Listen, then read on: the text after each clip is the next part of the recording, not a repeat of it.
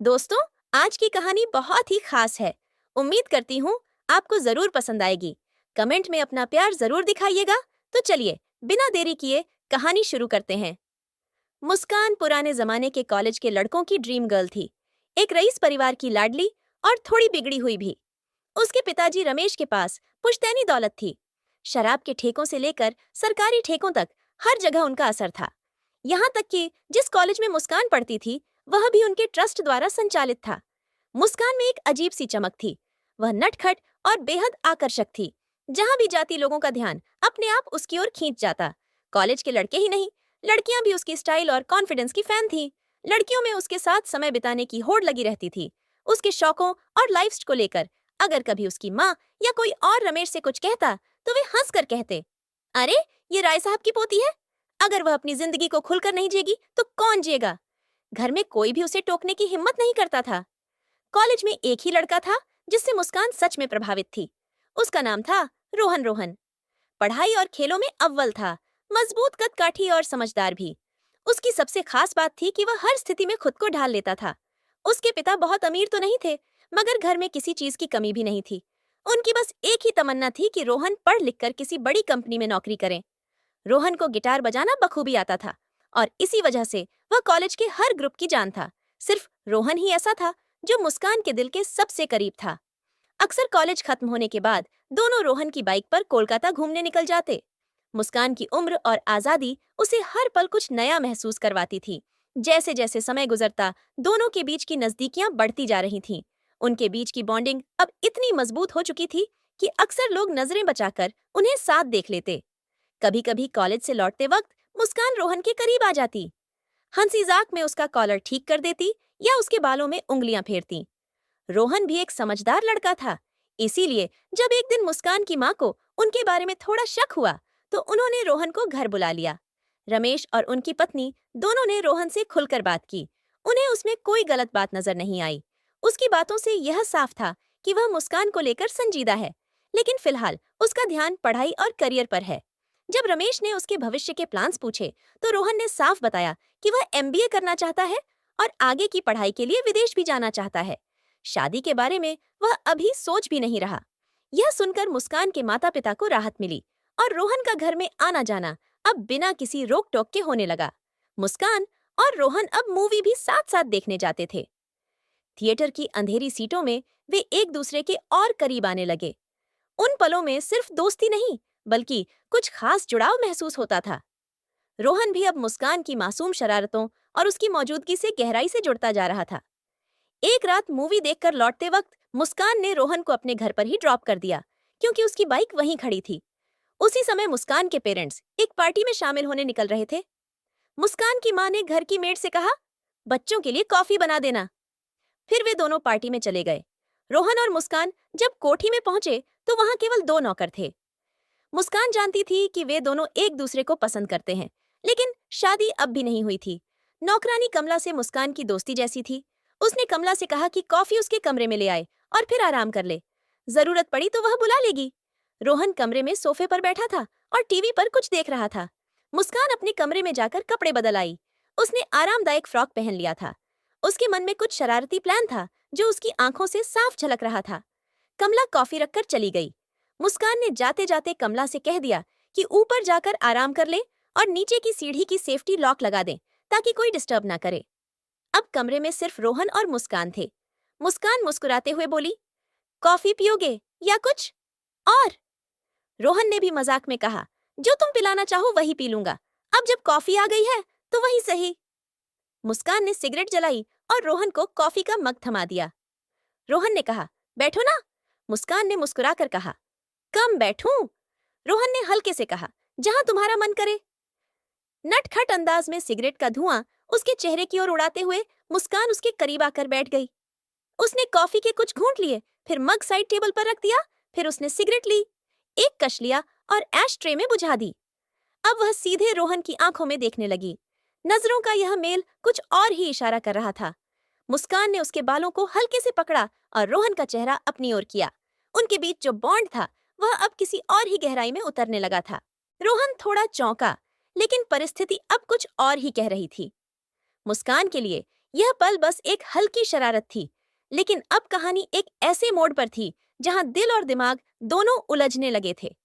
उन्होंने कुछ देर एक दूसरे का साथ चुपचाप महसूस किया, जैसे हर शब्द अब नजरों से कहा जा रहा हो। अब उन दोनों की नजदीकियां एक नए मोड़ पर आ चुकी थीं। उनकी नजरों और स्पर्श में अब एक अनकही सी जुड़ाव था, ऐसा जुड़ाव जो शब्दों से परे था। मुस्कान ने रोहन की टी शर्ट के बटन धीरे धीरे खोलने शुरू किए और उसी दौरान उसकी आंखों में झांकती रही। रोहन थोड़ा झिझका, लेकिन माहौल अब कुछ और ही कह रहा था। टी शर्ट उतारते वक्त जब दिक्कत हुई तो मुस्कान उठी और रोहन को भी खड़ा किया। हंसते हुए उसकी टी शर्ट उतारी और उसे पास खींच लिया। उसकी हर अदा में एक आत्मविश्वास था, एक सदी हुई शरारत। रोहन थोड़ा असहज था, क्योंकि उसके लिए यह अनुभव पूरी तरह नया था। उसके दिल में कई भाव एक साथ उमड़ रहे थे, उत्सुकता, संकोच और कहीं ना कहीं एक जिम्मेदारी भी। मुस्कान ने उसकी आंखों में झांक कर कहा, कहाँ खो गए? अभी तो सफर शुरू हुआ है। उसका अंदाज प्लेफुल था, लेकिन उसके भीतर की भावनाएं और इरादे पूरी तरह साफ थे। उनके बीच की बॉन्डिंग अब बेहद गहरी हो चुकी थी। वे एक दूसरे के बहुत करीब थे, लेकिन फिर भी एक सम्मान की दीवार बनी हुई थी। रोहन को थोड़ा वक्त लगा खुद को संभालने में, लेकिन वह पूरी तरह से मुस्कान की भावनाओं का सम्मान करते हुए उसके साथ चल रहा था। मुस्कान ने उसे बहुत सहजता और सादगी से अपने करीब रखा, जैसे यह सब उसके लिए कोई पहली बार ना हो। हालांकि रोहन के लिए यह अनुभव पूरी तरह नया था। इससे पहले जो कुछ हुआ था, उसके जीवन में वह पूरी तरह अलग था, अधूरा, असंतुलित। लेकिन आज का यह अनुभव उसे कहीं अधिक सच्चा और जुड़ाव भरा लग रहा था। मुस्कान ने हमेशा की तरह पहल खुद की, लेकिन इस बार रोहन ने भी धीरे धीरे उसमें साथ देना शुरू किया। अब दोनों के बीच सिर्फ मजाक या खेल नहीं था, एक भरोसे और परिपक्वता की परत थी, जो उनके रिश्ते को एक नया आयाम दे रही थी। कई दिन बीत चुके थे। उस शाम के बाद दोनों के रिश्ते में एक नया मोड़ आ चुका था। अब यह सिर्फ एक दोस्ती नहीं रही थी, दोनों एक दूसरे के लिए खास बन चुके थे। हालांकि सब कुछ बहुत जल्दी हुआ, लेकिन दोनों के बीच अब एक अलग किस्म का कनेक्शन महसूस होने लगा था। मुस्कान की माँ ने जब फोन पर पूछा कि रोहन अभी तक गया क्यों नहीं, तो मुस्कान ने मुस्कुराते हुए जवाब दिया, माँ, अकेली बोर हो रही थी, थोड़ी देर और बात कर रहे थे, अब कॉफी पी ली है, वह निकल ही रहा है। इसके बाद से मुस्कान को रोहन की संगत की आदत सी लग गई। अब कॉलेज से बाहर भी वह उससे मिलने के मौके तलाशने लगी। पैसे की तो उसे कोई कमी नहीं थी और सुविधा भी उसके पास भरपूर थी, पर घर में रोज ऐसा मुमकिन नहीं था। कॉलेज की टीम में खेलों में उसकी भागीदारी अचानक बढ़ने लगी, और यह रोहन की वजह से हुआ था। हालांकि मुस्कान खेल सकती थी, पर कॉलेज की टेबल टेनिस टीम में उसकी जगह बनना सामान्य स्थिति में मुश्किल था। लेकिन जब चाह हो और संसाधन साथ हो तो बहुत कुछ संभव होता है। कोलकाता में एक अंतर कॉलेज स्पोर्ट्स कंपटीशन था। रोहन तो टीम का हिस्सा था ही, उसने कुछ प्रयास करके मुस्कान को भी टीम में शामिल करवा लिया। सभी खिलाड़ियों को 2 दिन के लिए कोलकाता जाना था और एक साधारण होटल में एक रात रुकना था।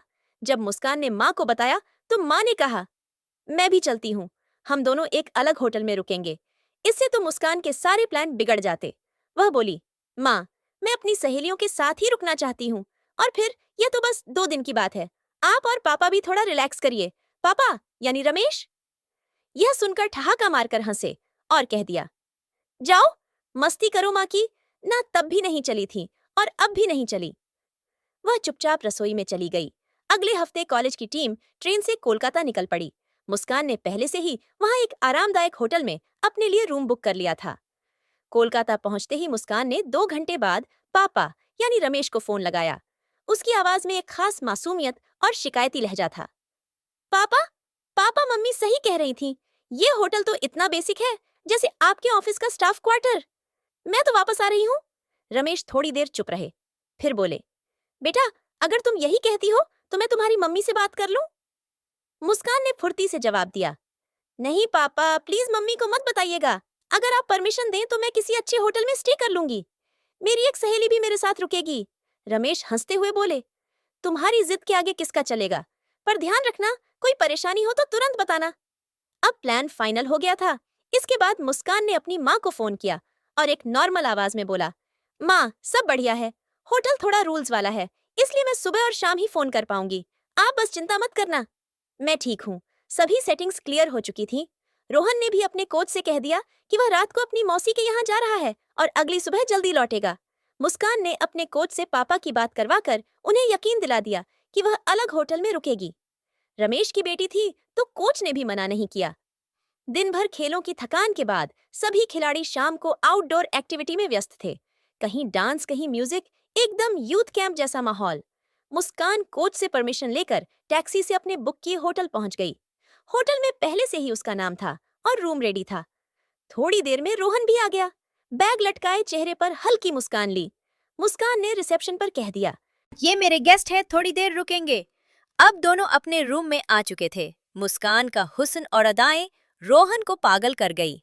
उनकी शादी खूब धूम धड़ाके से हुई। रोहन का पूरा खानदान और दोस्त पक्के नशेबाज थे। मुस्कान ने ये सोचकर सब बर्दाश्त कर लिया कि ये तो बड़े लोगों का फैशन है और यही उनकी पहचान है। सुहागरात पर भी मुस्कान के हाथ कुछ नहीं लगा। रोहन का सब कुछ बड़ा तो था, पर नशे में होने से रोहन बिना कुछ किए ही आउट हो गया। मुस्कान को पूरी रात खुद की उंगली इस्तेमाल करनी पड़ी। तो दोस्तों, ये थी हमारी आज की मजेदार कहानी। अगर आपको हमारी कहानी पसंद आई हो तो वीडियो को लाइक करके कमेंट में अपनी राय जरूर दें। और ऐसी ही मजेदार वीडियो के लिए हमारे चैनल को सब्सक्राइब करके बेल आइकन दबाना ना भूलें, ताकि आप हमारी आगे आने वाली वीडियो को मिस ना कर सकें।